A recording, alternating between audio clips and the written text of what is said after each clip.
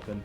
We pray that may God's grace be with his family in this moment of difficulty, and may the truth come out on what actually happened on Sunday night. To the topic, I think there's some truth in it, that is a handshake.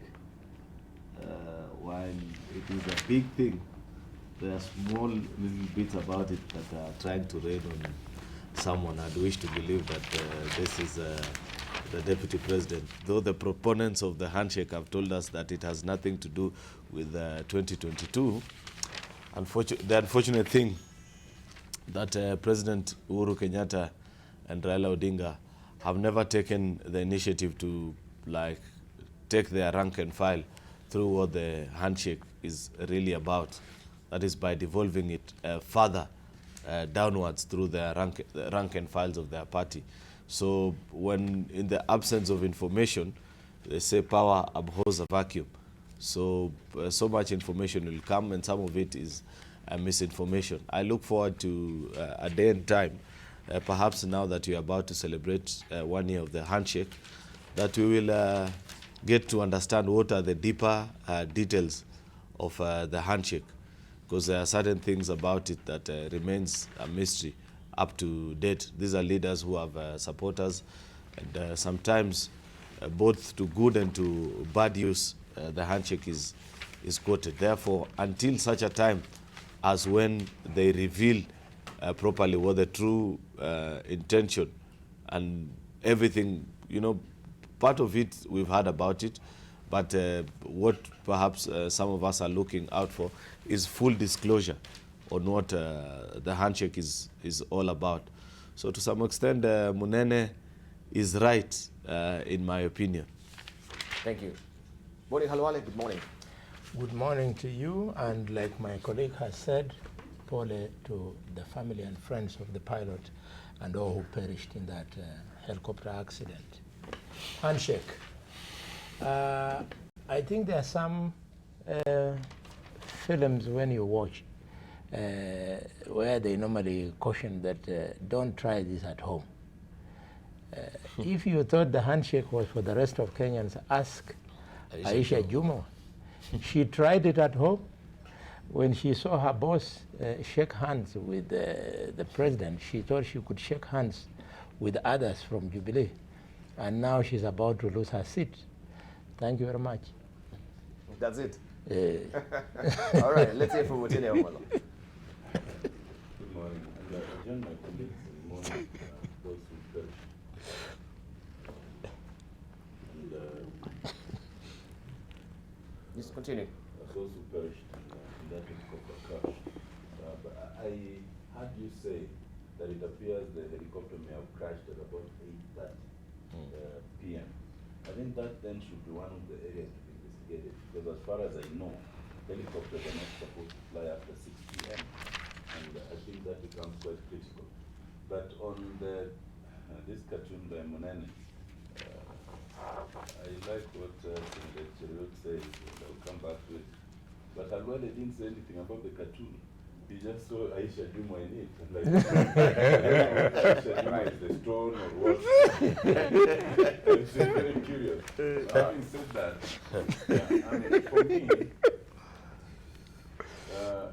it depicts two interesting things. One is, why are the hands so large, and why is the caricature of the DP so small? Why has he diminished himself to that point? One would have thought that the DP should be somewhere looming large beside the handshake, not under it. And I think that speaks quite some volumes. But secondly, it should be remembered that there are certain pillars of the handshake. I think they had identified 9 areas, to be worked on. And one of those areas is corruption. Are these stones, the offshoots and pillars of the fight against corruption? And so why are they raining on the DP? It should not be rained on in that manner, if that is a pillar. Thank you. That is my understanding of this caricature. Thank you. Jacob Midio.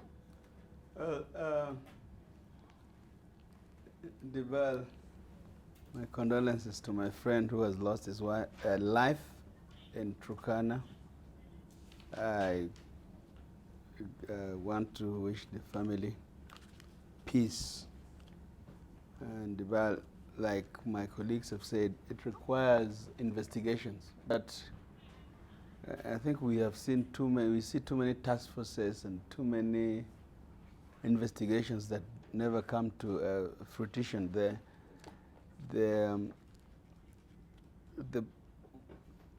Somebody, that's a clear criminal act. I mean, who allowed choppers to fly in the dark? What were they trying to do? Were they drunk? And who allowed it?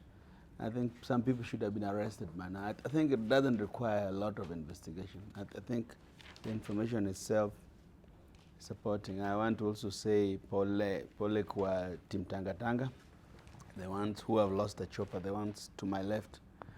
Now Chariot will be one chopper less, flying a chopper stolen by our money. Bought by our money, stolen from us.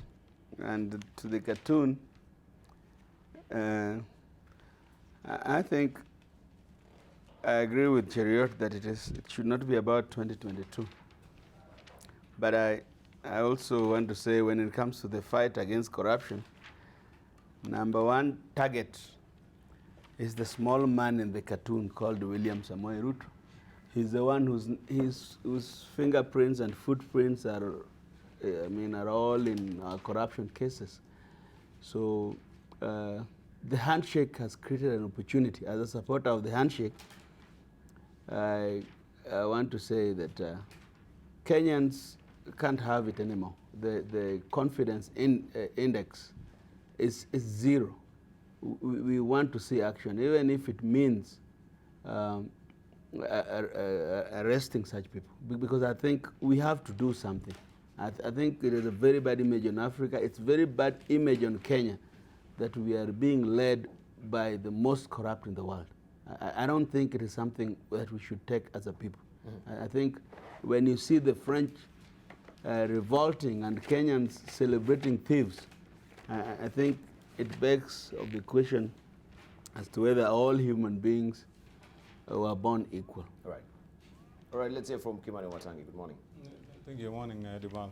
Let me take the opportunity also to say good morning to our viewers, and also pass my condolences to those that lost their lives in that plane crash. I thought Jacoyo was going to finish that question he was going to ask, because indeed I was searching my memory. Did we ever get a report on the Saitoti crash? I don't think in my memory it is. Did we get a report on the Lake Nakuru one also? Not yet. I think, and I think it would help.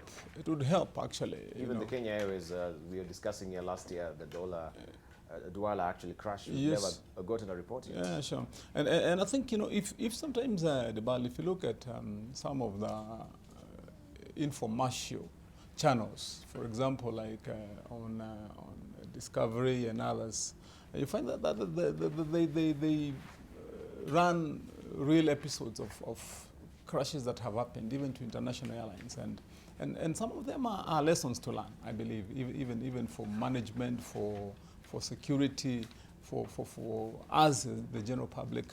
And I think somehow, one way or the other, we should be able to ask for because probes were undertaken, committees. I remember, like the Saitoti one, there was a major hearing that was taking place, I think, in the High Court. It was in the High Court buildings, and then the Nakuru one. I think it is important for that information to get the public domain, then that people get to understand and know what not to do and what to do. Now on that cartoon, Debarl, I was wondering, where are these stones raining from? Is it from the power of the handshake or what? Because I see there are stones that seem to be falling, but you can't tell from where they're falling, or are they falling from the From the handshake. It's curious, man. It's very curious, because I think Muneno was also being funny in this one. However, we are very anxious as a country, the entire country, to see out of all the hope and promises that have been made out of the handshake deal, and knowing that as a country, the things that were said around it are things that this country needs. For example, like integration between communities, and you know, people getting to lay aside whatever differences they've had and looking at our national agenda as one with clear eyes and no bias. You know, those are some of the promises that were made out of this handshake. And the sooner this becomes the reality, the sooner that we get to realize these results, then the better and the more welcome the handshake is going to be.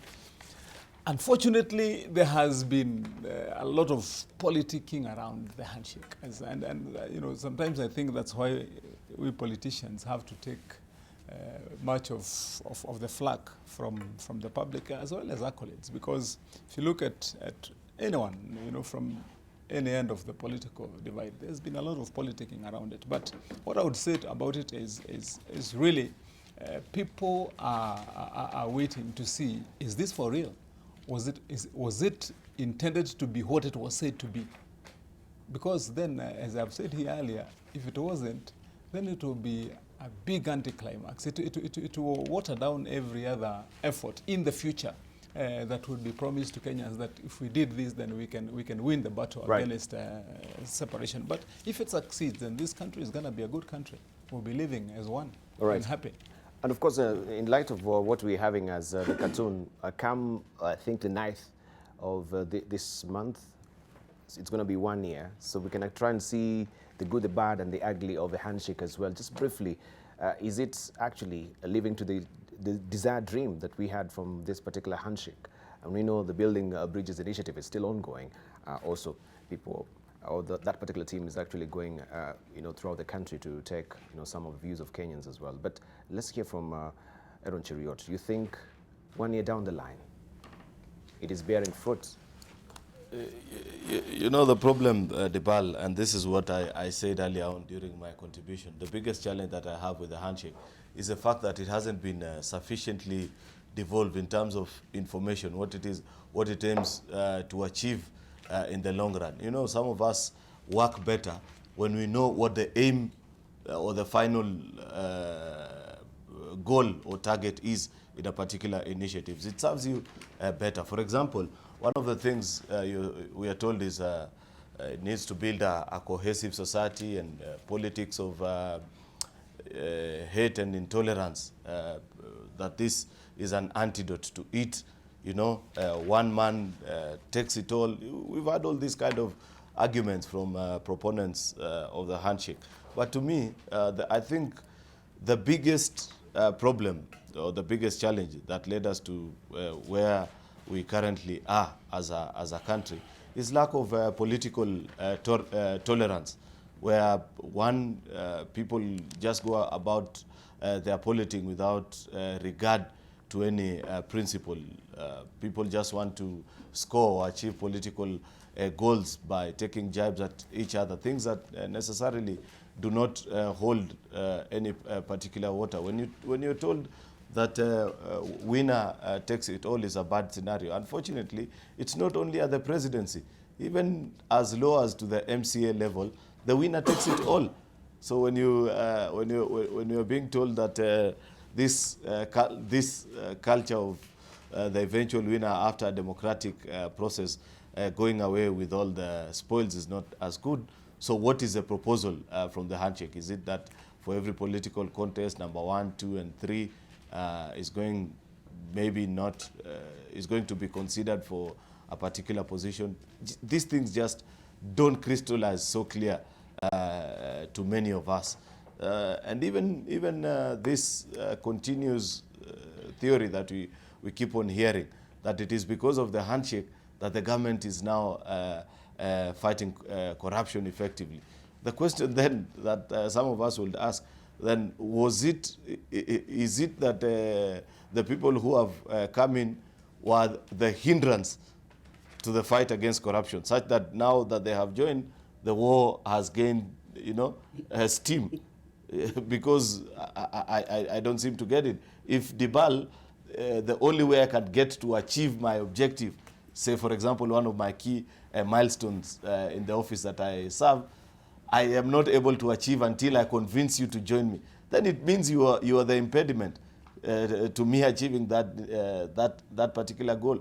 So if Jakoyo's argument was to be followed to a logical conclusion, then the people who are stifling the war on corruption are those who've been invited into government and to work together with the government of the day. All right. Algeria Molo, 1 year down the line. The handshake. Senator Cheriot's argument is a very curious one. How can you suggest that a person outside of government would stifle the war on corruption until they're invited into government? Unless it is an admission that that entirety of government is illegitimate and cannot work. And that cannot be.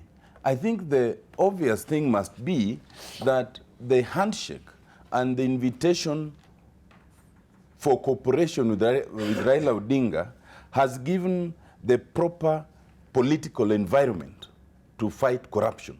And that is one of the achievements of the handshake so far. Whatever else it may have achieved or failed to achieve, it has brought a new impetus on the fight against corruption. And it has raised it to a certain level that does not invite, those defenses of our person, our man, except from certain quarters, and we can get back to that. And for where it has done so, I believe it is not on account of targeting anyone. It is only on account of the fact that an inordinate number of people from a certain ethnicity were put in prime positions in strategic government institutions, which inevitably, therefore, if you investigate, you must land there. Jakoyo comes from a place called Game, and some time back in history, not so now, they used to say that if you threw any stone in Game, it was likely to hit an engineer or a lawyer or a doctor or a professor, as opposed to other areas. Now, that was in history. Right now, that's what happens in Rarieda. But having said that, therefore, it inevitably means that if you come from a situation, or if you put yourself in a situation where there's an inordinate number of people in high government positions, anytime you round out people for investigations, you're likely to end up there. That's number one. Number two, I think that the handshake has brought the right political calmness, some measure of political calmness in this country. And everyone knows, and those of us who are in NASA know more than anyone else, that the political heat in this country had reached crescendo, and something was going to give. What the handshake has done is that it has cooled off the temperatures. It has allowed people to retreat and redesign and talk. And I think that's a good thing. But more importantly, I think the handshake holds the promise to remedy some of the things we were unable to remedy with the 2010 Constitution. Yes. Now, those who fear that kind of remedy, like Senator Cheriot, are already anticipating what is it that will be proposed. I don't think we are there yet. Right now, where we are people giving proposals to the Building Bridges initiative team. Now, we can talk about that. We can give our own versions, and I have my own versions of it. But what's important is you cannot attack the handshake because of proposals that you think will be given to BBI and that they might make. That, I think, would be the wrong promise. The right promise is to make your own proposals now. Having said that, I think the other thing to say about it, though, is that the BBI initiative team must work faster than they are working. 1 year down the line, if they go at the pace they're going, the changes and the proposals they make might run out of time. Yes. Right, thank you. Jacob Medio. Yes, Debarl, Otiende has actually spoken to my point, but I want to thank him for recognizing that Game is an ace when it comes to education. That's really nice, especially that you say it on the largest media network. But Rarieda will catch up, don't worry. Maybe things are changing now that I'm not the MP, but I don't think it can be that soon. But Debarl, the argument of Senator Cheriot is interesting, because I think the opposition movement led by Raila Odinga has always spoken to corruption. In fact, it is the only constant feature in their manifestos in this struggle. So that I think Cheriot and his folks should know that Raila belongs to the table because it is his manifesto being used. The government, Jubilee government, has basically changed tune. They don't talk, you must borrow to steal and develop. They're now saying, let's borrow diligently, let us fight corruption. And I think it's working for all of us. Cheriot, I want to, as Utiende says, I want to tell Kenyans and your side particularly, that when Jubilee spoke about a two-tribe government, it means that when you are going to arrest or investigate thieves, so to speak, you will only deal with either Kikuyu or Kalenjin. But because you are smarter, you took the most lucrative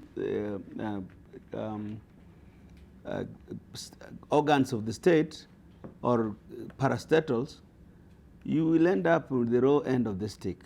However, I want to agree with you that it should not be targeting individuals. I agree with you. I don't like the secrecy. I agree with you that according to the tenets of our constitution, we cannot run our country secretly. There is something, such a thing as public participation. If one of the intentions is to end up even changing our constitution, the 20% that Kibaki and Raila told us was bad, you must involve us. You must involve the people, and you must involve leaders, including and particularly members of parliament. We want them to talk about this issue so that we don't make another mistake. What I seem to be thinking is reckless talk, and Wamatangi, you may need to advise, take this home, that there is no day you will build a bridge from Kiambu to Kisumu without going through Rift Valley. If we want all of us to live in this country and live peacefully, let us involve all of us. It doesn't have to be the people that are caught up in this corruption merely, but at least let us not come out even imaginarily that some people may be left out for political gains. That is something I would not want to be part of. But I want to appreciate that the handshake has given us a perfect opportunity to deal with these issues, and I hope it is dealt. We continue doing that. Right. Let's complete on the handshake briefly. Bodi Halwale, has it borne any fruit so far? Do you hail it a success? Let me just ask my two brothers, one from Rarieda, another one from Game. When they come here in the morning and they want to gloat about stones being thrown at engineers and whatever, supposing you threw the stone in Game and it fell on Jacob Mediwo. What stones are being thrown to engineers? Who did have hit? Now let's come to the issue of the handshake. Jaco is in a better position to answer that. It will have hit Jacob. What issue is that? No. I said the floor is mine. No, it's the second time. The floor is mine. The floor is Boni's. You'll get your rejoinder. Right. Let's hear from you. The handshake, we must remember just before Raila shook hands with Uhuru on 9th of March, this had been preceded by calls from all of us in the opposition for the need for us to have national dialogue. And while that process of asking for national dialogue was going on, then the handshake came. Therefore, somebody was attempting to replace national dialogue with that handshake, hoping that it would achieve what national dialogue would have given the country. Far from it. We have had the history of national dialogue in this country. We know that when we had it in 1963 in Lancaster, it gave us the independence that we had. And when we had the national dialogue around about 1997, it gave us IPPG. And when we had national dialogue after the post-election violence, Yes. it gave us the Grand Coalition government. So even if you wait until 9th of March 2020, next year, the handshake will deliver nothing. If you think the people in the Uhuru corner and the people in Raila corner have the same understanding of what national dialogue is, just follow James Orengo and Otienda Molo in Siaya, in funerals. What they say about national dialogue is not what Otienda will tell you today on this panel. Like this weekend, they have been reported in Siaya on page 7 of the People Daily, where Orengo makes it very clear, and may I read? People Daily? Yes, the People Yeah, Daily. let me retrieve it. Page 7? Page 7. Yes, please continue. It says, Raila's close allies, led by Siaya Senator James Orengo, said the handshake has given the former Prime Minister the perfect opportunity to succeed Uhuru when the latter's term ends. So as far as they are concerned, national dialogue means push the country only in that direction that will make it easy for Raila to succeed Uhuru. And the way I understand the Uhuru corner, and I'm glad Wamatangi is here, and Jeriot, they'll tell us they come from the Uhuru corner. The way I understand, in their corner, they hope that through the handshake, President Uhuru will have an opportunity to implement the 4 agenda items that we all know about. So these guys should just tell people the truth. The handshake is meaningless. You cannot bring the country together because 2 people, 2 communities, 2 political parties have shaken hands and agreed. It has failed, and we are going nowhere. We're going nowhere. The Building Bridges initiative is still ongoing, so at least we expect a report from them before we That is a talk actually... sorry? That's a talk Yeah, show. that is what? A talk show. It's a talk show. Yeah. Where do they talk? What is the legislative backing? Even those views that they are collecting. But what are you Where will as they take what are them? you as senators and legislators doing No, to but make sure that we this are is doing really what is anchored in the law? expected of us. There's a legitimate question I should ask Senator Cheruiyot. Yeah. When It Which is Wamatangi's. No. For all fairness, please. Wamatangi's time. Let's be fair. Okay, Wamatangi, please go on. And then we can get into the other debate. You know, because first I wanted to understand from Senator Halwale, because he said me and Cheruiyot are from Uhuru's corner. Yes. So which corner are you from? So as we organize ourselves here, then we know which positions to take. Well, because, however, Debarl, the other day, as a chairman of roads in Parliament, I was going around looking at some projects in Nairobi, and then I went to somewhere on Gong Road, and somebody was telling me as we were looking at that road that goes through Kibera to the bypass, that were it not for the handshake, that this road would not have been built to the road.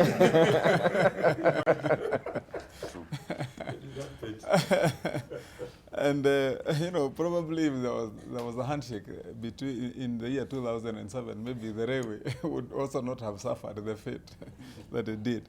But what I'm saying in a nutshell is this: that for whatever gains that are there, and my view, I think, is precisely what I've held on, is if if other than the other objectives that have been laid out, if that handshake would end up, for example, in any political formation that says that this one becomes a partner of this one, and this one becomes a running mate of this one, and these ones, the other one have worked well with these ones so that they can be able now to work post-handshake, then it will be the biggest failure that we'll ever have seen.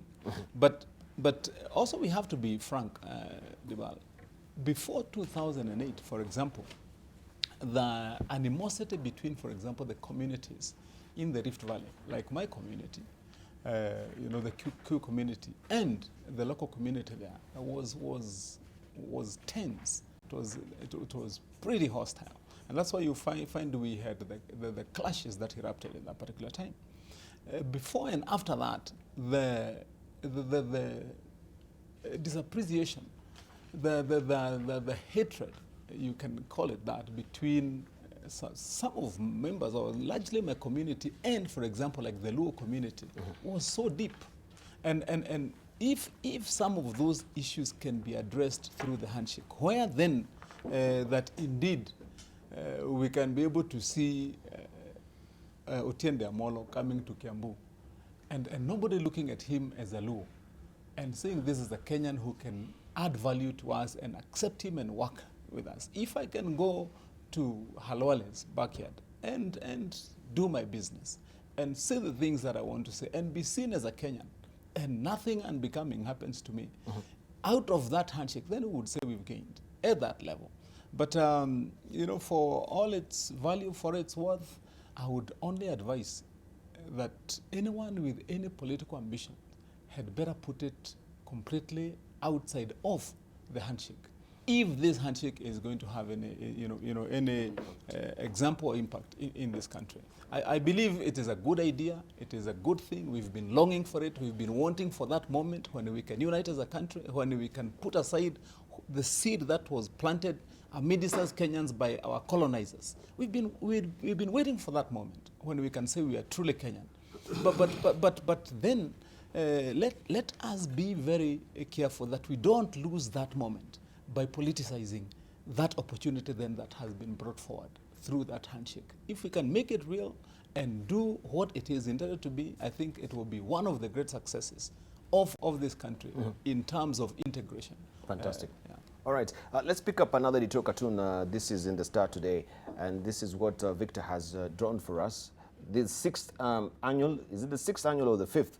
The sixth, actually, annual Devolution Conference commenced yesterday. And you can see from the crossword puzzle there, he's picked Save Me. So Devolution and the conferences that we have, I think the delegation, maybe you can just look at the expenses that this Devolution conference is bringing about. First of all, we have a delegation of MCAs who are actually, all of them really going for this particular Devolution conference. And maybe you can just try and get some of it, the numbers on transport and the per diem that they spend. That is the 10,500 per diem per MCA. We have 7,000 on transport, right? And from Makueni to Nairobi, it's 8,000 shillings. From Makueni to Mombasa, it's 15,000 shillings. From Makueni to Kisumu, 20,000 shillings. From Makueni to Kirinyaga, it's 15,000 shillings. A whole entourage going for this Devolution conference, right? Could we just discuss about, first of all, can we hail this conference as a success? What have we learned from Kakamega, which was the fifth Devolution conference last year? Aaron Cheriot. It took some time before Senate as a house could be convinced to join Devolution Conference. In fact, last year was the first time that Senate and Boni Alwale and Kimano Matangi knows the challenges that we had last Senate in trying to even just get ourselves organized or be part of the plans of what Devolution Conference was meant to achieve. Finally, that deadlock was unlocked, and senators as well were allowed the prominence that is deserved of them as the primary legislative house that is a custodian of matters devolution, and they were allowed to give their intake on things, how they see it. And this year's theme, I learned yesterday because I was in Kirinyaga yesterday, is remaining accountable. And it will be quite interesting to listen to what those with executive power will say, how accountable they are, and those that are also supposed to hold them to account, which is the House of Senate and the various county assemblies, will say of how they have played their role. Devolution is a game changer, Debarl, in this country. I do not think there's anything better that has ever happened in this republic than the thought of devolve levels of government in our various counties. However, there's a big challenge. And to me, one of the biggest challenge, the two biggest threats to devolution, one is continuous underfunding, that is not having enough resources. We haven't done a proper cost to function costing. Transition Authority was supposed to have done this so that we know of all the, up to date, Debarl, I can tell you for a fact, we haven't been able to do a study to establish what is the actual cost of the devolved services, and therefore, having looked at that, what will be the proper amount of resources to develop. I sit in the Senate's Finance and Budget Committee, and this year, part of our recommendations to Treasury as our reaction to budget and policy statement is that we have sought that Treasury engages us as legislators so that we can finally get to a point of reading from the same script, especially in regards to something they called national interest. You know, how resources are supposed to be devolved. You're supposed to let the national government take care of national interest and be left with the resources to take care of that, and county governments to take care of local or regional interest. Unfortunately, Treasury, the National Treasury seems to have a fixed formula on what national interest is. And that is where the problem is, because there is no permanent or fixed national interest to a country. What might be national interest today? Just allow me maybe 30 more seconds to make my point. What might be national interest today is not the same as next week. Therefore, until that is properly defined, we will not be devolving the correct amount of resources. Of course, that is number one. Point number two, which is my last point on what are the threats to devolution, is mismanagement of county resources by the county executives. We simply transferred the inefficiencies that were in national but my question government. to you, because for the interest of time, is it's not really about the successes of a devolution. It's about the conference itself. What are we learning from the conference? From last year, Kakamega's conference, from the first devolution conference, I mean, do we have any reports, that the recommendations that we do so that we can know this is where we are at, this is where we are going? Why do we need these conferences? That's my question. And how much do we spend on these conferences in the first place?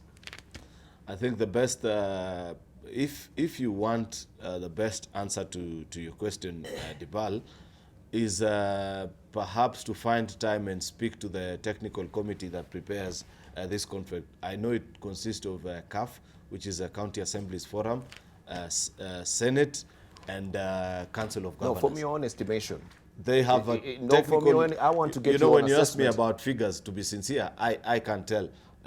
It's not even about figures. How much? It's about the reports and recommendations. What did you learn yourself? You were in the Kakamega last year. I didn't. Unfortunately, I didn't attend Last year's. Kakamega last year. This will be actually my first Devolution conference. If I go ahead and attend. Briefly, we need to take a short break. Let's hear from Motene Amolo. Debarl, some matters cannot be left hanging, first of all. Senator Cheriot and Boni Halwale attacked the handshake. For records, number one, when the handshake happened, Senator Cheriot, as part of Senate, and I was in the National Assembly, both houses praised the handshake without reservations. What has changed now from then, when Senator Cheriot and Senator Matangi and others of our colleagues were praising the handshake? Is it because there's been what I have called in recent times some tectonic movement, tectonic political shakes? You do not just condemn things because now you think, although it was a good thing, it appears to disadvantage you. Secondly, Boni Halwale reads the Daily, and he says that Orengo says the handshake has given Raila a perfect opportunity to succeed to Uhuru. The statement has always been, and that is the position, that the handshake is about the future of this country. But nobody has ever claimed that the handshake obliterates all political ambitions of anyone who wants to get to any office. We do not have to mix the two issues. So there's nothing contradictory in what Orengo says and what the handshake stands for. Now, coming back to the issue of the conference, I think, and I agree with Senator Cheriot, that the idea of devolution is a good thing. And the idea of having conversation around devolution is a good thing. And it is good, one, because it also increases inclusivity. When you travel to Kisumu, when you go to Kirinyaga, when you go to Turukana, when you go to Sugutamarmar and elsewhere, the sense of being Kenyan, beyond just being in Nairobi, is enhanced, and that is a good thing for us. Thank you. Two, it increases and improves the economies of those places. But there are certain things that are not good about it. One of the questions we must now ask is, does it have to be annual? The second question we have to ask, do all those who are sponsored to attend, are they necessary? Do they actually add any value? Is there any assessment of that? Should we And have thirdly, the whole entourage of MCAs yes, going for this particular devolution thirdly, conference? shouldn't there be a form of peer review so that when we have a devolution conference, there's also a sense of the governors asking themselves and the counties asking themselves, who of us has done well, who of us has done badly, and why? So that, kind of what the NEPAD and the AU have been trying to do with countries, that you peer review yourselves. You were given so much money. How much did you spend in development? How much did you lose in corruption? And lastly, isn't it time before that conference begins to start by evaluating? So last year we discussed this. We agreed on this. How far has it gone? In any meeting, usually you go through the previous minutes and matters arising. And the idea is that so that you can be able to update the meeting, that this is what we discussed and this is how far it has come. Perhaps there's need to tighten a number of things around those meetings. Thank you very much. Wamatangi, you in last year's Kakamega Devolution Conference, do you have the report before we take a short break? Yes, I was Debarl in Kakamega. Do you But have the report? allow me to tell Otiende Amola, I think you didn't get exactly what I said, and I think what he said. I mean, for the handshake, as you've said, Wamatangi, do you have the report? We have no issue with the handshake. Personally, I don't have. I've said it's a very good thing, as long as it keeps consistent with the objectives. And that's what Kenyans want. And I believe that's what the two have been doing. But it is only if it's listed differently later, for any other hidden reasons, that's when it would be, an anticlimax. On the devolution conference, Debarl, the reason why I have major problems with it, and I've said this even here before, is because, it lacks a clear achievement agenda. It doesn't have markers of what do you achieve. And if you allow me, I would say this exactly what I said even during the first one, that it seemed to have been something that was just then immediately conceptualized for purposes of just, a kind of a celebration of sorts for that particular, but not really a coming together that is benchmarked with tangible achievements that you can be able to either follow up on, question, or really then take home to use. And that I believe is what we have as a problem with the devolution conference. The first one that happened, and the second one that was in Kisumu then, and Kakamega, we had a lot of complaints. I remember the House of Senate being very stormy after the Kisumu one, because what happened was when we went to Kisumu, you find that a big budget, for example, was being committed to publicizing the faces of individuals there, governors and so on. I mean, it was a jamboree. Not really a conference that is intended to come and put minds to test. Thank you. And ask critical questions as to where we have been. And I tried to look at what was being called the devolution scorecard in the last 2 weeks in the press. But if you look at that scorecard, there's really nothing much that has been said about what has been scored. I believe if the devolution conference is going to continue and have value and add value, to devolution itself.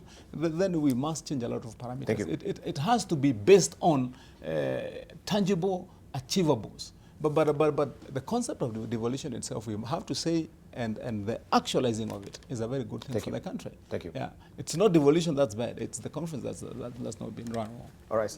Allow us to take a short break right now. When we circle back, we continue with the conversation. And after that, the issues as far as corruption is concerned, please don't go away. We can see a lot of tweets also coming through. We shall be sampling some of them also in the course of the program. So keep them coming.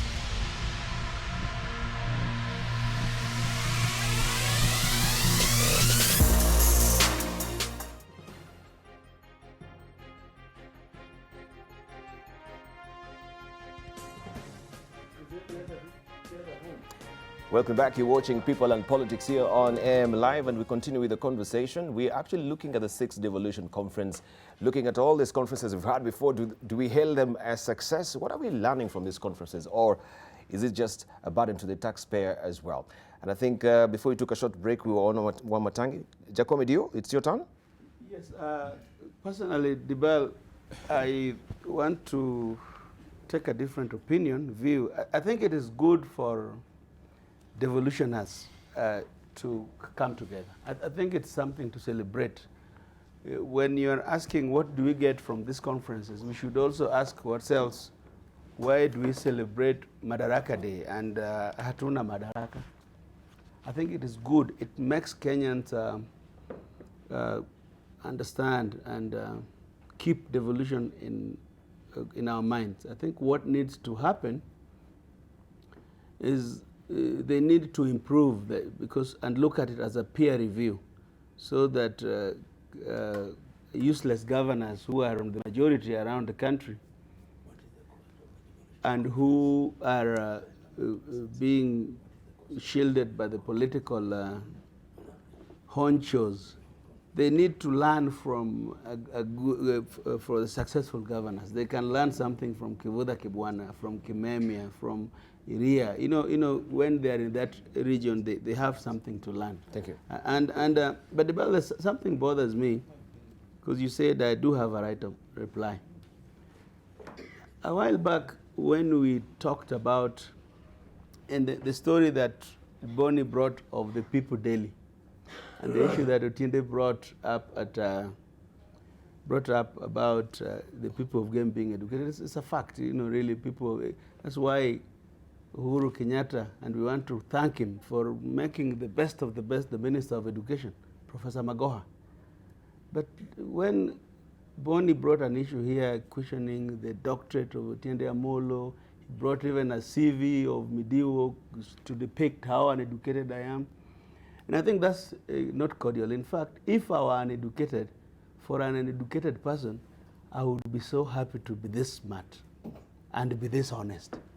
So, Bonnie, thank you for that. But that day, we spoke about Echesa and not being literate. I met Bonnie at Sacred Hotel, and I sent to him my academic testimonials. And he never came here to, it shows the dishonesty. Never came here to even apologize or personally contact me.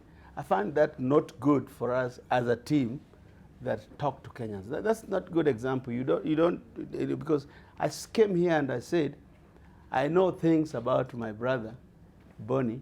If I asked him about Makosti and Mary, his wife, in Mombasa, and the clinic, and what used to happen, and this clinic in Kakamega, and the NHIF scandal, that was in Parliament. And I've spared him that. That I can tell him in funerals. I don't have to come here on national television and say something about him or lie about him. But I have, you know, one of the things that I pride myself about is that I'm brave. But Bonnie, please, be cordial to us. But where is this coming from? Because he's just said that if you threw a stone in the game, when Otiende said we threw a stone and he landed on Jacob Midio, what will you get? And the insinuation that he is educated and the rest of us are not, it's too funeral. But that was metaphorical. I didn't see anything. No, it is not true. So you've deciphered the way you want to decipher it yourself? No, yes, but that same way the viewer would also decipher it. And I want to thank you. On that point, just a moment, just let it finish. Are you done? I'm not happy. On that point, Debarl, you know, I hear Jacoyo's point, but I think it goes by the same breath that you also ought to respect other people. On every particular show, you never miss an opportunity to call the deputy president a thief. If there are anything that you hold against him that that you know I think we're that going he has off the rails. stolen from you, Is he not? why don't you take it to DCI? Is he not? You know, I have told you. All right, no. Debarl, Just a moment. Debarl, Okay. don't forget something that Miguna once told us on this show. When we were seated here with this Jacoyo Midiwo, that this man suffers from hangover of his days in power during the National Coalition government. And Miguna went ahead to narrate to us how this man fired him via an SMS. So Jacoyo cannot come here to pontificate and pretend to be a saint while it is known what he used to do during his days in power. You are castigating All Boni right, guys. Halwale. Thank you. I All right, can all right. confirm- Thank you, I can Senator. confirm- Okay, I can Cheriot. confirm what he's Thank you, saying, thank you, thank you. I think you that guys are when, no, when no, you no. applied to be a member Senator of Cheriot, just a SRC, moment, just a moment. the reason why Parliament did Cheriot. consider you, No, you no. never attached any degree. Okay, thank you, Cheriot. Just a moment. We are actually on devolution conference. You I don't know. applied, No, Jacoyo. excuse me. We're on devolution conference, and I think Boni Halwale, you can comment on this. Yeah, your question reminds me of President Magufuli. When he took over, he discovered that these national celebrations in Tanzania were not adding value to the lives of the common man. So he shelved the national celebrations and injected that money into community service. So to me, having done it 6 times in a span of 6 years, one can comfortably say that this devolution conference is a big fat failure and is a big fat waste of public funds. Why do I say this? It is because we should have created sufficient benefit of hindsight so that now we are at a stage of saying that having come from the previous 5 devolution conferences, we have had an improvement in the issue of accountability. We would have loved a situation whereby at those conferences we see showcasing of successful counties as opposed to the ones who are not doing very well. So that, as my brother Odiende said, you have an opportunity for peer review. We would have an opportunity to see whether, thanks to those devolution conferences, there is an attempt by the county governments and their chiefs to increase the amount of money which is spent on development as opposed to recurrent expenditure. We would also have seen whether there is justifications for the hundreds of millions that are spent on those devolution conferences. Checking in the documents very quickly, the last devolution conference in Kakamega is reported to have cost 200 million shillings. If in the county government of Kakamega, you choose a constituency for argument's sake, like Likuyani sub-county, and you pump in 200 million to build a maize milling machine, for example, or a dairy plant, for example, you will have created many jobs to our youth. You will have expanded the economy of the county government instead of the wasted 200 million shillings. Thank you. Lastly, there's the issue of whether at those devolution conferences we persuade the national government, because at that time there is usually a lot of friendly discussion between the 2 levels of government. Do they use that opportunity to convince the National Treasury that there is need for us to increase the level of funding to the devolved units? Thank you. They don't. Right, thank you. Thank you very much. I think lastly, Omotangi, you had commented on this, but I'll ask you about a report. Have you ever seen any report from the first devolution conference to the 5th devolution conference in Kakamega? Is there any report? I don't think actually there's any report that's produced from. So what metrics do you gauge to see, this is what we actually did in this particular conference? That's precisely what I said earlier, Debarl, that to make it useful and meaningful, even into the future, there has to be a complete marked difference in the way it is conducted. I mean, as you've said, there has to be something followable. There has to be a report. There's a committee that organizes. There are many various stakeholders There's who a are devolution normally secretariat involved and invited. So should there be a post-mortem, for example, and then publishing of such a report, and then it can be used, especially if published by members of the public, to also market success. To be fair, each of those conferences always produce a report. The question is not whether they produce a report. The question is what is done with that report. And I want to suggest to Senator Cheriot and Senator Matangi that is where the Senate picks up.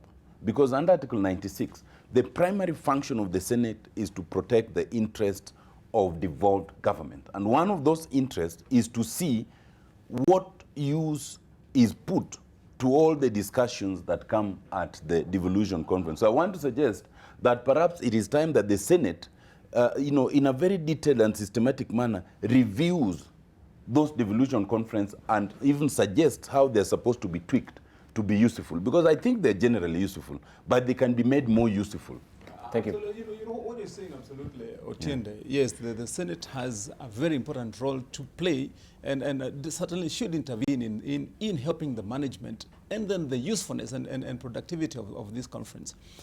Because, and as you've said, those reports, you would not call them reports. I mean, because what happens is after the discussions, right, there are summaries, but basically they're like committee reports. Thank you very much. We should have an overall report and assessment of the gains of devolution itself as a concept. Not just the discussions that happen at panel level. Debarl, this thing is so important. Just one statement. It's quite something. It is so important that we should discuss it thoroughly. Yeah. For example, looking at the reports, as Otiende has said, a report will come from Kirinyaga that those guys have sat and have decided that nurses of the Republic of Kenya must be employed on contracts. How can you decide that? Nurses are Kenyans. They are highly trained people. They are patriots. They risk their lives. They are supposed to enjoy better form of employment instead of people living on contracts. Was it nurses or it was just general employment? From now moving forward, it should be on contract. They were not particularly intent on nurses. It's extremely unbelievable that you can have governors and MCS, some of them who do not have the kind of training that our nurses have, and they want to decide that they can treat them like rubbish. It is not acceptable. If that's what governors are doing, then they are unable to manage the docket of health. From independence, no nurse has ever been employed on contract. Not only that, Yes. it is against the law to do it. Yeah. When I looked at the government of Muranga sacking nurses and saying they would employ some on contract, I said, why would somebody imagine that? I don't agree with the constant strikes because people die during those strikes. But I also don't agree that that should be a subject of discussion in a governors' conference, because those are devolved units. They need to talk about those things in individual devolved capacities. Yes. So they cannot have resolutions that are technical and are binding. I don't think it is in their space, and I don't think it would be lawful. Thank you. Yeah. All right. Lastly, I want Otiende Omolo to actually pick up this so that we can actually comment on it and then move on to other discussions as well. Unless, Aaron Chiriota, I saw you straining at the lead to say something. No. Thank you. Actually, Jaco said what I wanted All to right. say. Thank you. Thank you very much. If we may just have this editorial cartoon by Stano in the People Daily today. This is Aisha Juma. Kiuno iko na kazi yake. I am still shaking. And I'm telling you, she's still shaking because the latest development is that the political parties tribunal has barred ODM, political parties registrar, from effecting order to expel Juma in Murkomen case. Right? We can talk about this just briefly. This is Otiende Omolo. Well, thank you. I think it's an interesting cartoon. The first unfortunate bit is that my colleague and friend Aisha Juma, in explaining her political choices, chose an analogy that was very unfortunate, the analogy of the waist. And in any language, the analogy of the waist usually has very bad connotations. What are the connotations? This is national TV. I will leave it to This is a family show. Where I come from, there's the kanungo eteko thing, which really means, that's where the power of some of those matters lie. I think it's an unfortunate analogy, and it's the analogy that the cartoonist has picked. I think we should always restrain ourselves from using certain analogies. But two, yes, Aisha Juma was expelled from the ODM, and I've not seen the order from the Political Parties Tribunal, but what I know is that the Political Parties Tribunal cannot reverse the order of expulsion. It can try to do what it says they've tried to do to stop the registrar from effecting this and that, but they cannot. I actually believe, and we are going to look into that, is that I do not believe that the Political Parties Tribunal has that jurisdiction under Article 105 of the Constitution, that jurisdiction appears to be reserved for the High Court, but that will be looked at. Thirdly, I think that, and many people have said many things about this, and I think even Boni Halwale spoke to this, a distinction must be made between a political party making a conscious decision to go one way and an individual member making a belligerent decision to go another way. A political party is allowed to decide, as now the ODM has decided as a political party, to cooperate with Jubilee.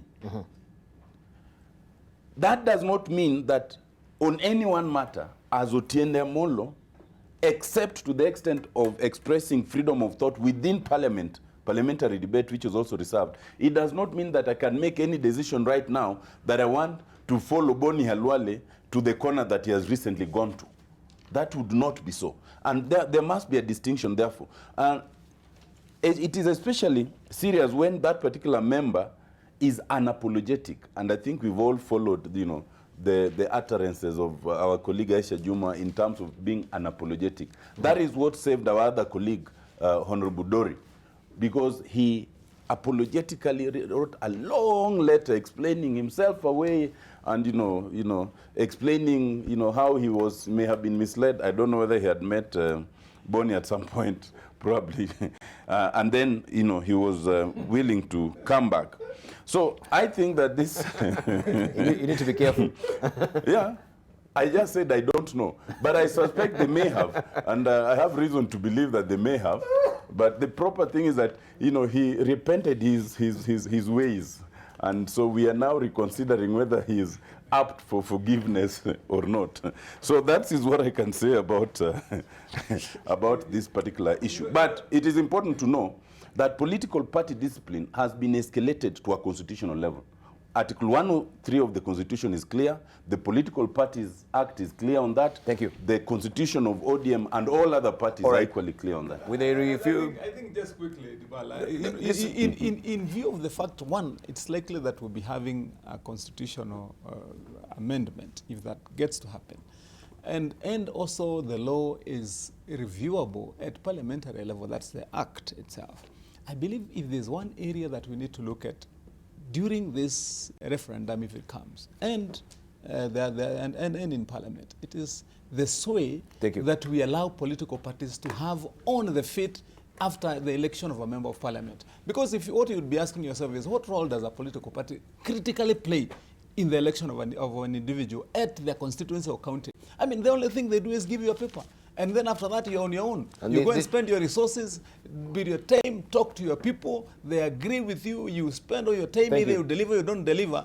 But after that, the political party can engineer those machinations to send you home. I mean, and I believe that's one thing that we seriously have to be looking at as lawmakers. And this will pique the interest of Boni Halwale, because he's actually teetering on the edge of being ousted from Ford Kenya, isn't it? That does not worry me. I have been in this journey for long, and I know that political parties only have a sway in the case of weak candidates. But in the case of a strong candidate like Aisha Juma, it is ODM that needs her.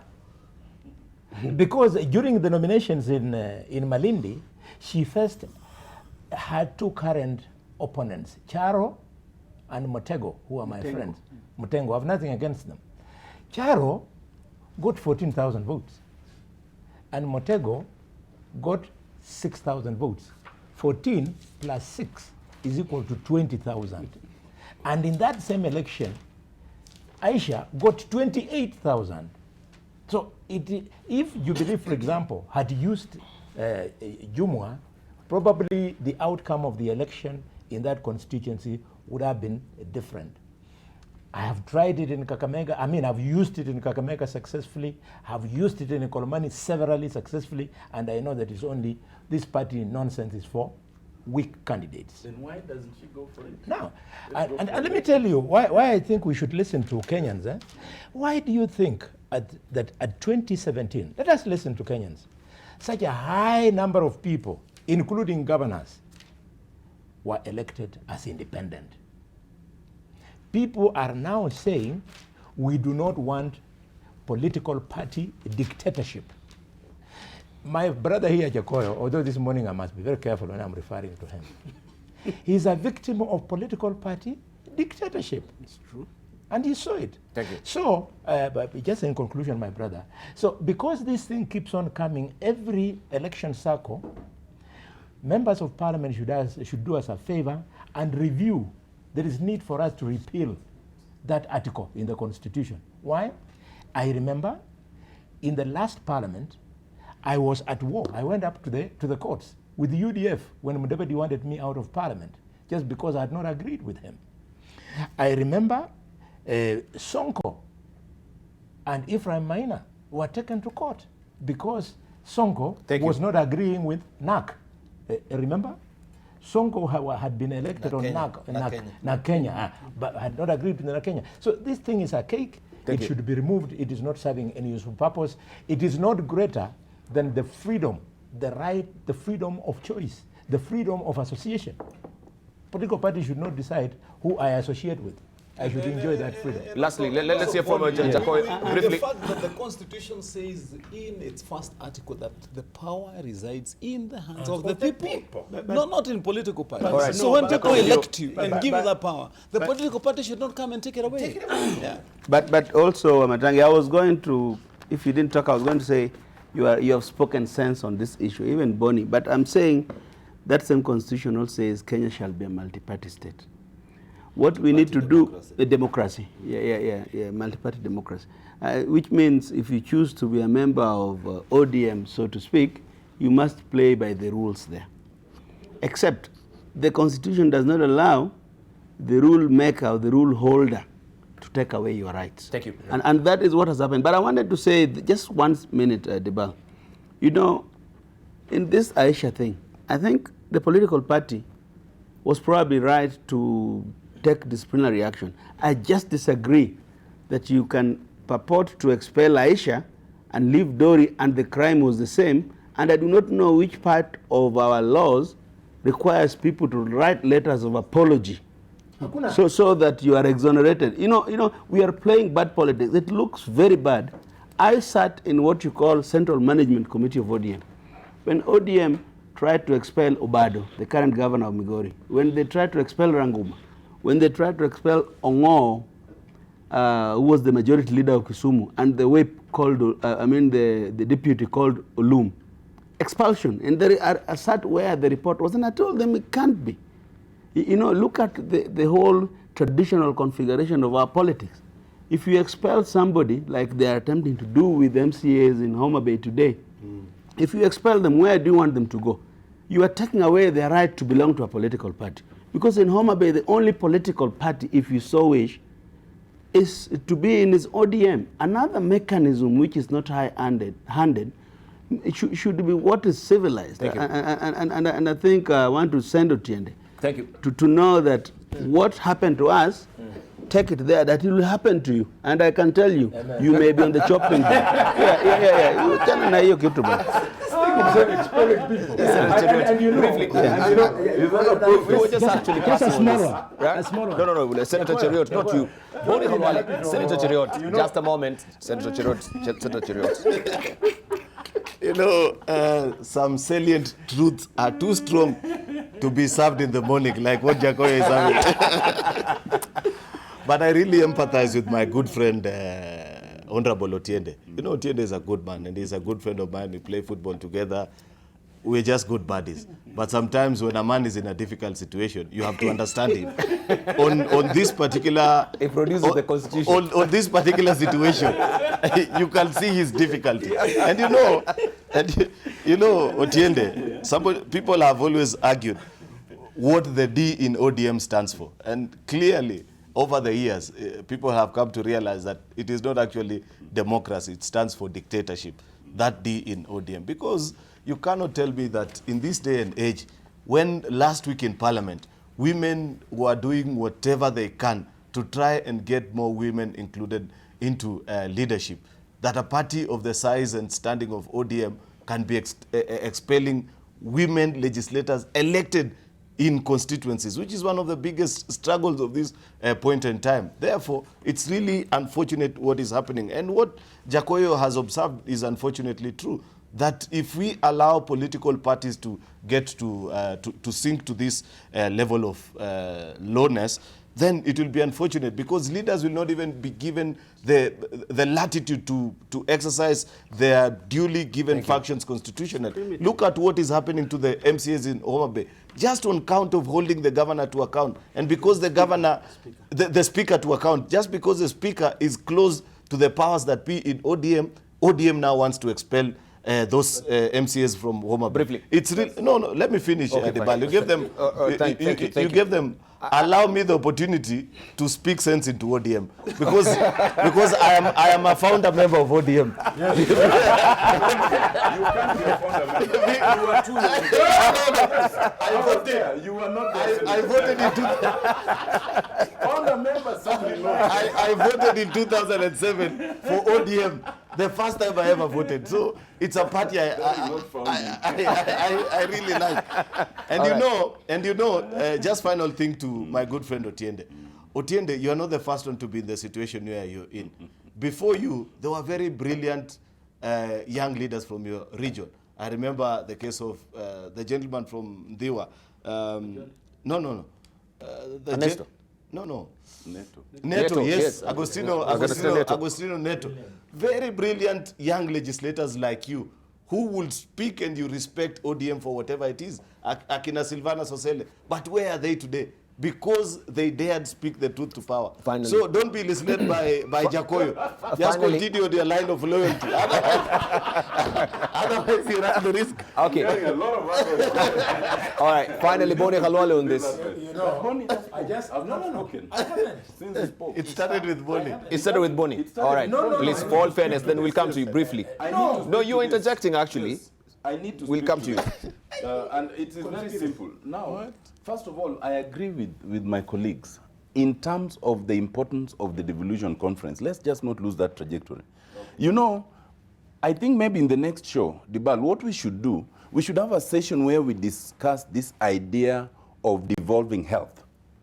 Because since health was devolved, and it's not devolved in the Constitution, it was devolved by agreement. And that is where we should start. If you look at the Constitution, you will know that at the first meeting with at the first summit meeting with the governors, the president agreed to devolve the entire health. The Constitution does not devolve health in its entirety. But what has happened is that since health was devolved, it has not known peace. For some reason, there's always a quarrel in terms of the jurisdiction, how the counties treat doctors, the nurses, and there's a whole lot of things. And I agree that there are three things that we need to look at very carefully. We need to look at the question of employment. How do we employ health workers? We need to look at the differential treatment. There are some counties that treat doctors and nurses better than others. We need to look at the question of pay, because there's been a ping pong. When it comes to pay, the national government signs the CBA, the collective bargaining agreement. Then after saying, they say we cannot honor it because health is devolved, it's for the counties. Then the counties say the SRC has not approved. So the health workers are a ping pong in between. So we should have that discussion. But let me come back to the instant discussion. In the instant discussion, I think it was Boni and Cheriot who are talking about the case of Dori, that there's no such thing as giving an apology and then you're forgiven. The truth is, in law and even under the constitutions, there's such a thing as making amends. When you find that you have gone wayward, you are always allowed the liberty to retrace your steps by making amends. And in making amends, it includes an apology, and that is provided for in law. It includes going back, and owning up to your mistakes and righting your way. So making amends is always allowed. The distinction between Honorable Dori and Honorable Jumwa is that Honorable Dori has continued chest thumping. Honorable Jumwa. But at least Honorable Dori has retracted. And that is a fundamental difference. But the last point, if Boni, in his newfound position in Jubilee, the other wing of Jubilee, thinks that Honorable Jumwa is so strong, and if my brother Senator Cheriot thinks ODM is so unfair to Jumwa, then what is the problem? Let them allow her to be expelled. Let there be by-elections, and let them support her if they really think that she's that strong. Thank you. That is the remedy. All right, thank you. Bonnie, finally on you. Very briefly. Yes. I want to use this opportunity to appeal for a conversation in Luo Nyanza. The young people should ask themselves, for how long are they going to be held hostage by senior politicians who have gone beyond their sell-by date? I remember a very ugly incident, Mheshimiwa Tende, where Assistant Minister Peter Odoyo, or Peter Odoyo, Yes. after he won a nomination, the certificate was there, He didn't win.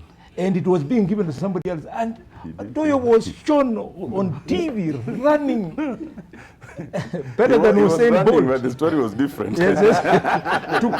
to get that certificate. He didn't get it. he was running away. Then, on a serious note, my brother, then I remember in 2007, a young politician, a son of Lowland, called Steve Mwanga, in a nomination, he was number 1, Bishop Ondiek was number 2, Orengo was number 3, and the certificate was given to Orengo.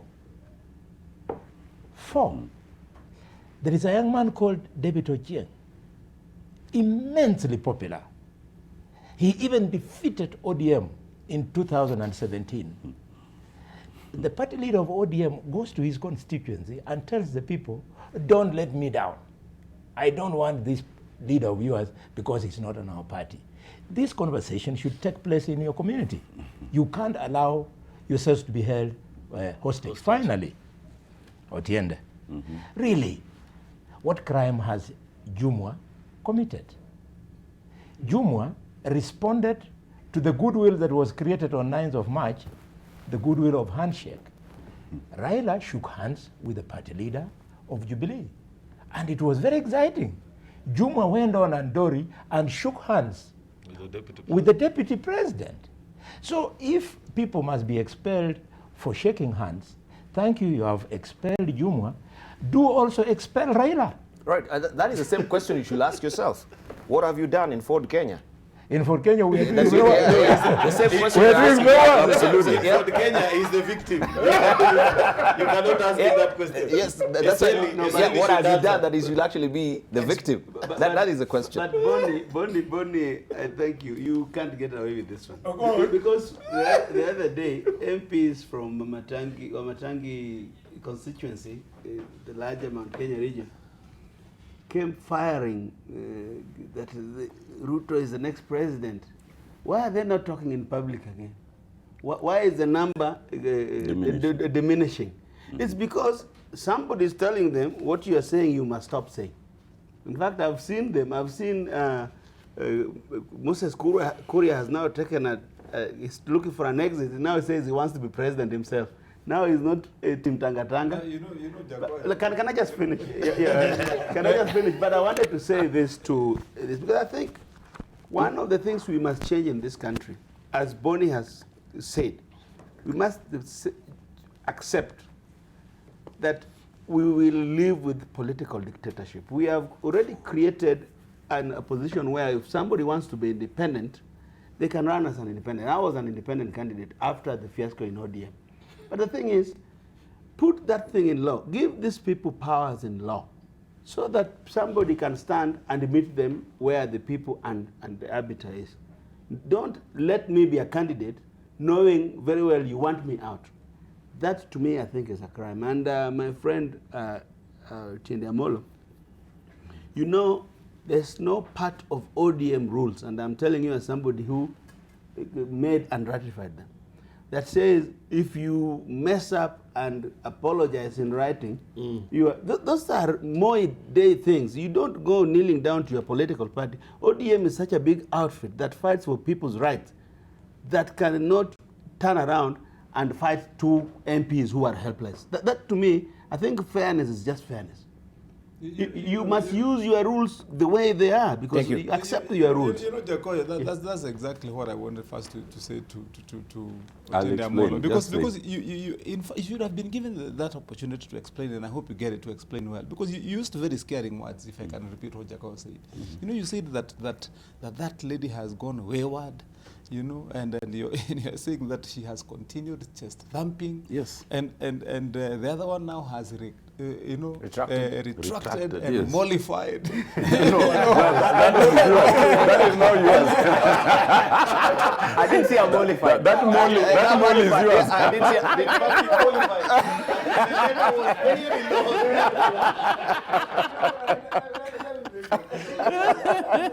Because my fear, and exactly what you said, Jacoya, with the wording and tone used by Otende Amolo, you know, you're suggesting that in that world of ODM, or in that kind of political dictatorship, if you like, for what you've described it as, that people should be tamed, you know, and caged and regimented, and that they should toe the line.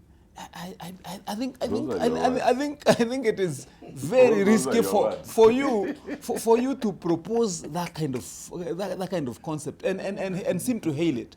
We have no problem with ODM making its decision, but you know, from a constitutional lawyer like yourself, when you seem now to be again leaning towards the days when people are being whipped on the streets by KANU for speaking out or for whatever, then that becomes dangerous. You know, for whatever sins that lady has committed against ODM, but that kind of atmosphere, if you introduce it into the politics of ODM, and the person to lead in front is Otende Amolo with your credentials, then it will be a very dangerous time. Now, lastly, but isn't that atmosphere that Otende Amolo was asking you about, also the Jubilee Party? I was going now to answer Jacoya, because that's what Jacoya was saying. No, He's avoiding my question. I will ask him when I speak. Yeah, it is Jacoya who asked, you know, and I wanted to advise Jacoya. You know, Jacoya is of late, but I understand, you know, now you have a lot of time. Earlier on, when you are the whip, you had to do a lot of things. So I believe you're now trying to study a lot of political landscapes in the country, but you've not learned the Central Kenya, Mount Kenya region well, and your gauge, whatever is it. What do you call that gauge that measures noise? Because you're saying that there's less noise now. I'll be telling you. Is it audiometer? You know, people speak at will, and they speak on issues and subjects that they choose to speak to. And you know, what probably you've been expecting to hear is not what you've heard. What you should be able to look for and find out is what is in the people's minds, and what is in their hearts, and what are their intentions. You get what I mean? And that should now be where you take your argument. But whoever has said in that domain of either ODM or your side, but I know you left ODM, that there's anyone saying to the politicians of Mount Kenya, don't speak. I want to tell you, as a matter of fact, that no one has told anybody, do not speak at all. Thank you. Could you just leave it at that? You have not been giving me when I interject. Interjection is also relevant. It's good, but of course the issue raised by Midio We'll give you time, on why people have suddenly gone quiet. I think if I was where Midio is, I would be more worried when Mount Kenya goes quiet. We remember during the Moi times, Moi created Kamoto. He created the Central Kenya professionals and what have you. They were very loud, and Mount Kenya retreated. And every time Moi went to election, he was losing. I remember Mwai Kibaki, when he attempted to make Musalia president, Mount Kenya went quiet and retreated. Musalia got nothing, despite being pushed by the Mwai Kibaki.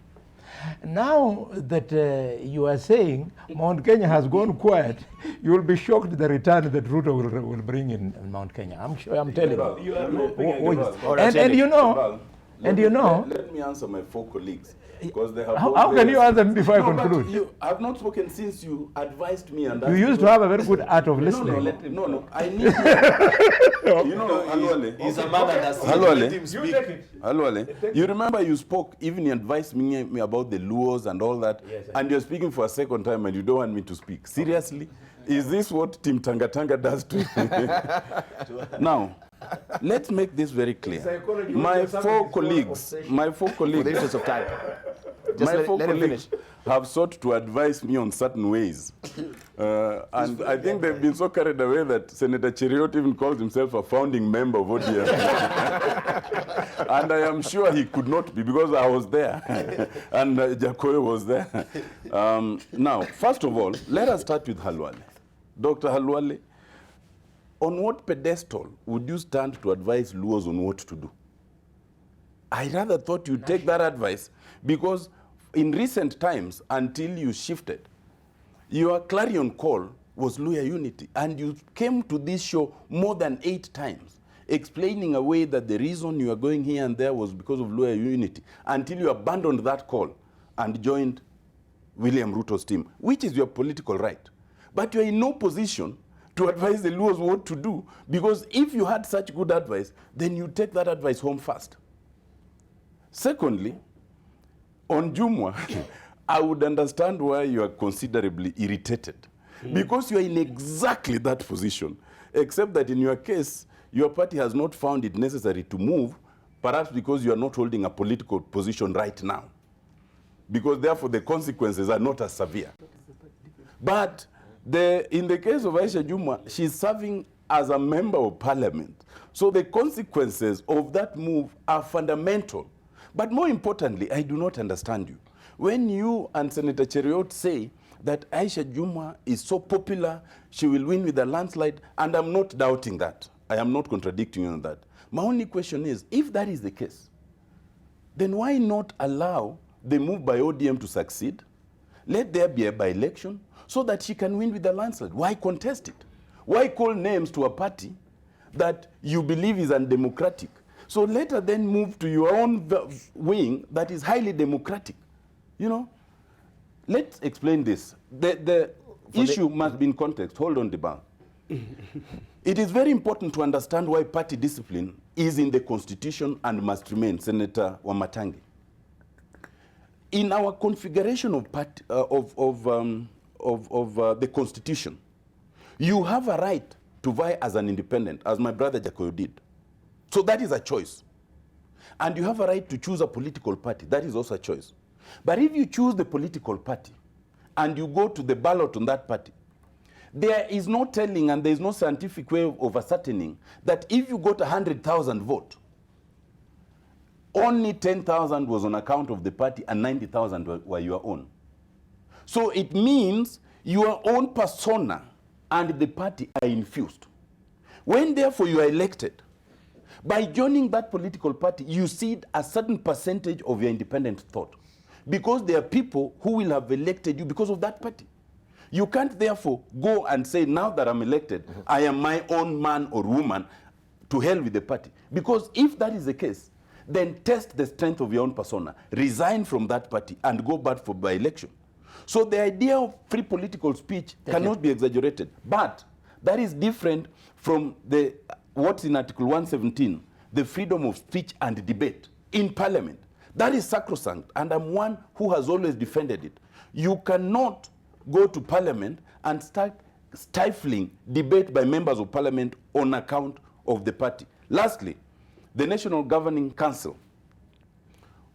Under the ODM Constitution, before you expel anyone, it must escalate from the disciplinary committee to the national, to NEC, and then to the National Governing Council. At the National Governing Council, they are allowed to ratify or reject the recommendation. There is no parameter of what instructs that decision. Thank you. If, therefore, the apology or retraction persuades members that Honorable Dori can be salvaged, it is perfectly lawful. And that is what happened. Okay, we leave it at that. No, my goodness. We won't have time actually to conclude this show. We need to actually conclude this show, please. Yes. And I've lost my sequence. Otiende, you are a lawyer. No, just a moment. I think Boni Haloli, you've spoken so much this morning. Yeah, you are the one who's disrupting. I need to know to follow. Was it Senator Cheriot? Yes. Or It was my time. Your gut is It was my time. It is Jaco's time. And what It's my turn. briefly, Jacoy, we're winding up, so be very brief. No, Otiende can't get away with so much. You know, Otiende, the more I listen to you, the more I remember Kamodo and Karioki Chotara, Nasir.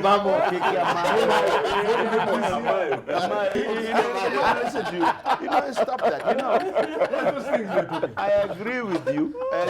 You know, political parties are funded, they are public institutions. Political parties are not anybody's underbed property. Yeah. They are not, and we must fight. I will fight to that tooth and nail because and I'm not alone because somebody must speak. When you say you can run as an independent, Wamatangi said here that when you go there, you use your own resources and energy, all and sundry. The way we are doing electioneering destroys families.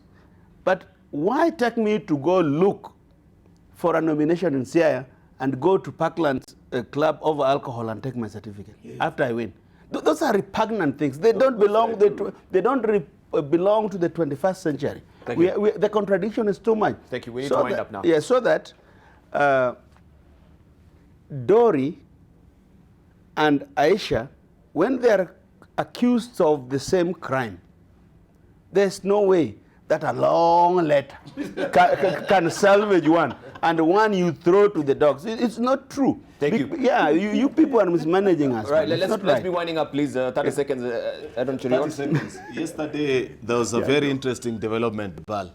DPP, for the very first time, issued a presser via communication sent through a letter to newsrooms, distancing himself and his office from the various allegations that are being made in our newspapers. You know, I have never seen a time that our media has sunk as low as they have currently during this But why use current this time debate. when we're actually closing? We're just about to close the show. Yes. Before we also give a rejoin and we hear from everyone. Because DPP made the right decision by clarifying that that story in the Standard was fake, and at no time did he speak to that reporter. There is a letter. I saw want to challenge DCI Kinoti that there's nobody who is asking for special protection or any special favor from you. Just do your job and do it correctly, devoid of any political interest. Unfortunately, up to this point, you haven't passed that particular test. All right, thank you. But the Standard actually has come up with a rejoinder to that particular letter. There is a story inside the Standard today, right? Okay. You didn't give us the Standard. Right. No, there is a Standard. All right, let's get your closing remarks. We can discuss it next week. Well, It's a big thing. I think I'll shelve this particular discussion about the dam for next no week closing because remarks. I know we won't do justice to it, Debarl, I've and no it's still closing developing. remarks. Yeah, your closing remarks. Was it mine or his? It's mine. Anyone now? I think we've lost the track. You can continue. 30 seconds. I think he closes fast. Close fast. Close anyway. Okay, Boni Khalwale, please close. I wanted to request with a lot of respect my brother Tiende, who is a lawyer, that if you must use the law to push your case on this panel, then don't leave other relevant laws that speak to the same subject. If ODM is so keen to have a by-election in Malindi, then you should also remember that the same laws provide that the people with the final say on that is the people through something called recall. Why don't you allow the people themselves to exercise recall if they are not satisfied with Jumwa? Why are you interfering with the affairs of Malindi when none of you is a voter in Malindi? Right, And let me tell you, 30 seconds are done. yeah. 30 seconds are done. Let me tell you, at the National Delegates Conference, at the Parklands Club where the certificates and decisions were being made, Jumwa was not represented. Thank you very much. The people of Wamatangi. Malindi were not represented Thank you, in thank that you, Boni. bar talk. Wamatangi, I think 30 seconds. I think Debarl, you need to give us a day when we come here and have a good discussion on the role and the value per se that political parties contribute to political leadership in this country, including the mentoring of politicians and people holding political office for that matter, so that then we can be able to juxtapose that with then what powers should we allow in moving forward into political parties and the sway they have over politicians, because then slowly we can abuse our democracy and slide back into a dictatorship. But then lastly, I was just making that as a comment, but lastly then, just to remind our viewers, you know, sometimes we have this very varied political discussion, such that it is likely that those who follow us and view our program, especially when it is as heated as it is on a day like today, might forget to remember that our main interest is to ensure that we inform our viewers correctly on where and why we come here. It's to have a better country. It is to have it's to have the views of all of us not only taken on board, but to advance the cause of a better nation. Right, thank you. And I believe that's pretty. Right, all right. Director Diana, just give me some few seconds to just read some of our tweets here that we do have. Dr. Jen Omwenga, she says that we demand justice for Honorable Aisha Juma. Handshake should be democratic and not coercing others. Let's hope her seat will not go to the person we are thinking about.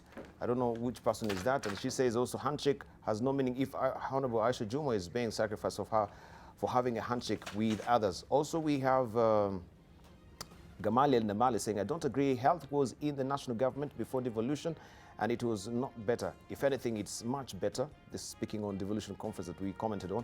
Also, equipped for greatness, devolution has brought chaos in the health sector. Nurses and doctors are suffering under counties. No merit-based promotions, no transfers. Further studies is difficult. Public health care is worse off. Only equipment and surveys are the focus. Tenders. And we have also Dream Market saying, unfortunately, the annual conference is a simple gubernatorial and MCA's tourism affair. This forum can be more productive if meaningful planning, verifiable agenda, and report cards are produced. Also, we have Samuel Oruto saying, Kenya is one country where suspects of corruption can dare threaten the government. Why they are being investigated for corruption, as if they need to be requested for permission to do so. To many, I think corruption has become usual activity in life, and we have Merciful Heart saying, Midio, I think you have to put your statement clear. It is individuals who loot the money, not community or cooperatives. So they are the ones that should be targeted. And a lot of them, so many of them, the tweets are still coming through. Thank you for your participation. And I want to thank our panelists as well this morning. That particular debate on the dams, we shelve it for next week. I think we'll do justice this morning for it. So we'll actually delve deeper in it as that story is still developing. Thank you for your valued company. My name is Debarl Inea.